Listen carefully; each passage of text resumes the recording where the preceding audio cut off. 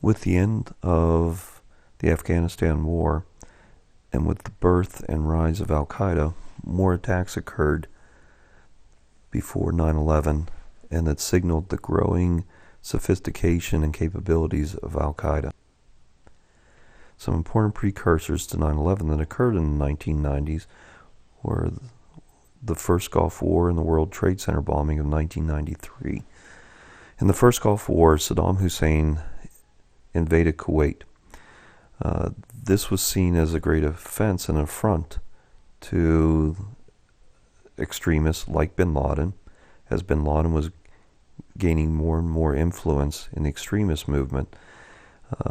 Bin Laden himself tried to go to the Saudis to convince them that the former Mujahideen, who had defeated the Soviets, at least in his mind, and most historians, this was probably exaggerated, the Mujahideen really didn't defeat the Soviets, it was more the regular forces in Afghanistan, but nonetheless, bin Laden felt confident that his fighters, if they could beat the Soviets, they could easily beat the Iraqis as well and Saddam Hussein. Bin Laden tried to convince the Saudis that Muslims themselves, the Mujahideen, should repel Hussein and not to turn to Western powers to do the job. But the Saudi government didn't even really listen to bin Laden. They pretty much rejected his proposal outright. Instead, they asked the U.S. and other Western powers to come to Saudi Arabia, to come to Kuwait, and to fend off Hussein.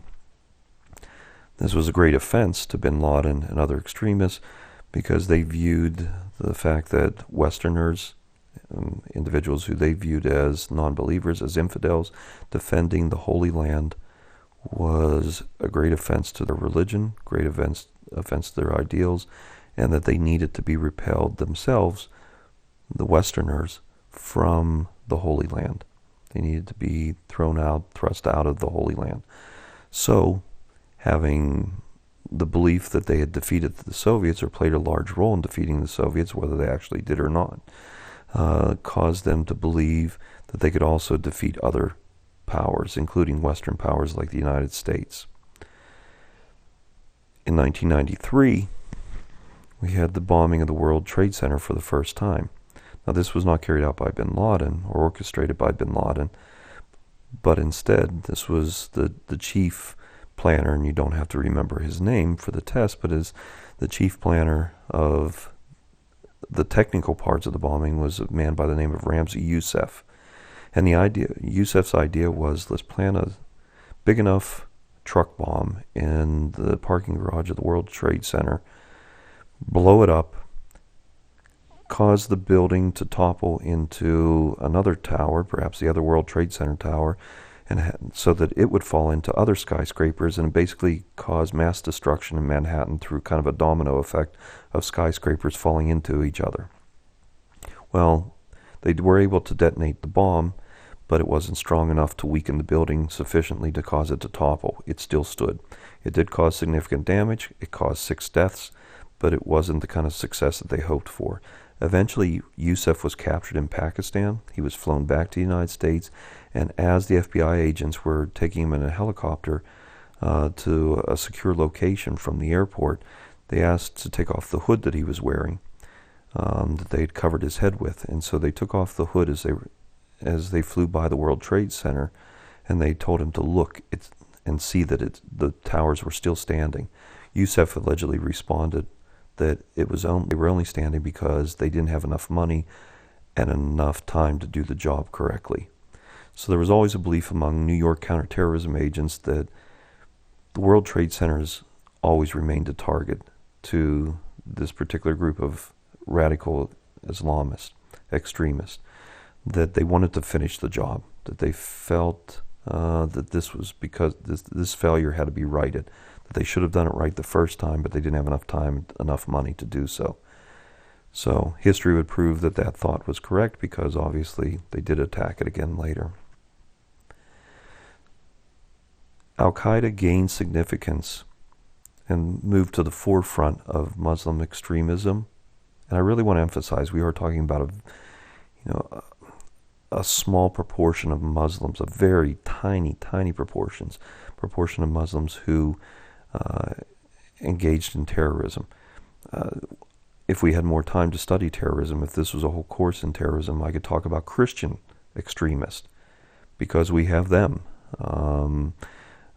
We have probably every religion has some form of extremism attached to it. So I don't want, even though we're discussing 9/11, I don't want anyone to think that we're only focusing on Muslims as terrorists, because that's certainly not true. Most Muslims, the overwhelming majority, just like the overwhelming majority of Christians and any other religion, are peaceful, law-abiding individuals. We are talking about extremists here.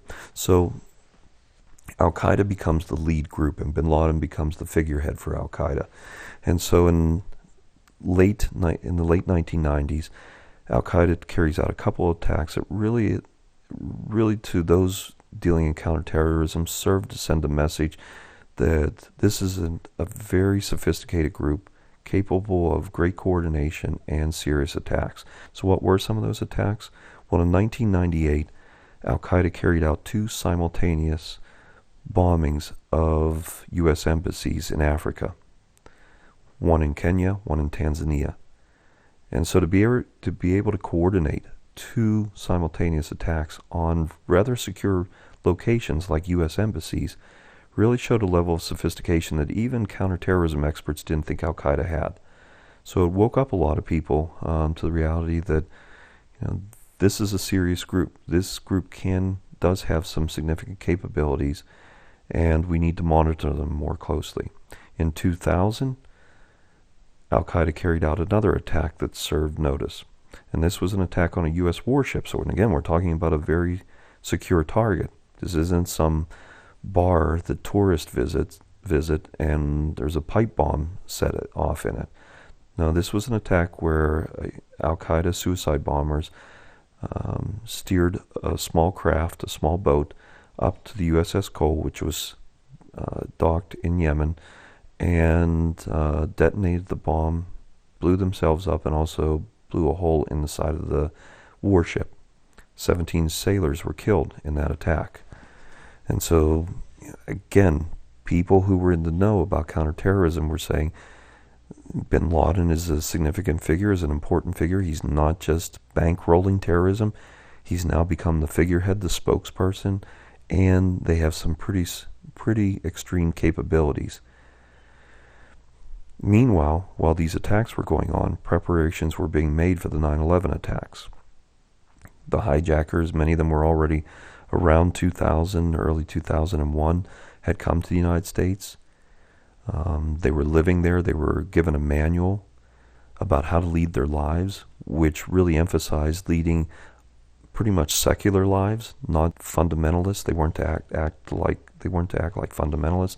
They were supposed to shave their beards. They were supposed to go out to bars. They were supposed to party. They weren't supposed to appear to be very devout. This was the main purpose, was to avoid any suspicion. Now, they did engage in some acts that raised some eyebrows. For instance, in Florida, several of the hijackers bought time in flight simulators, but they were only interested in flying the simulator. They had no interest in taking off or landing, which struck the operators of the simulators as very unusual. Most people would like to land when they fly. Most people would like to learn how to take off. But they weren't interested in that. So the owners of the simulator business eventually called the FBI, alerted them. Local FBI agents thought that it was serious enough to follow up on. But eventually, as this case worked its way up through the FBI administration, the higher-ups in the FBI said, we don't think it's anything that we really need to devote too much time to. Obviously, history proved them wrong. Now, we can be highly critical of them, but we have to realize that anyone who's working in counterterrorism, working in intelligence, is going to receive an overload of information most times. And so these threats, things don't come in labeled in neon lights saying, this is a real threat, take it seriously, do something about it, versus, well, this is a wild goose chase that the terrorists have presented you with so that you go off in the wrong direction and waste resources. You've got to be able to figure these things out, and they're puzzles that often don't have solutions and aren't easy to figure out. And so we need to maybe understand the work of intelligence agents. We want the best and the brightest, but even the best and the brightest may not get every threat correctly and may not analyze it correctly and assess it correctly. Now, again, that's not giving them an excuse for getting it wrong, but we're just understanding the human side of counterterrorism.